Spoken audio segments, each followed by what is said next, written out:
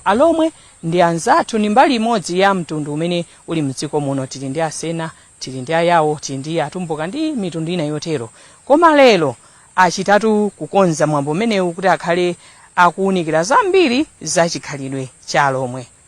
Let me welcome you to live from Page House. I am Barbara Mwandira, whereby we are going to be living for Muhlako Alhomwe Cultural Festival. This is a grouping that was established in 2007 by Professor Mutharika. But right now, the guest of honor is going to be Professor Mutharika, who is going to grace the occasion.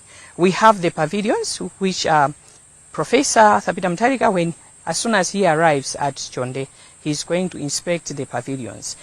We've got a number of activities that have been lined up, speeches. We've also have the traditional dances, and everything that is that constitutes the Alhomwe tribe.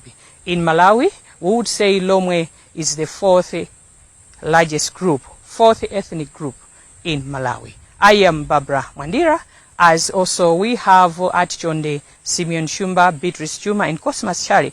They are going to be giving you updates. Barbara Mwandira will also be giving you the updates as we are going to be en route to Chonde. We now hand you over back to Kwaja Studios as we wait for Chonde updates.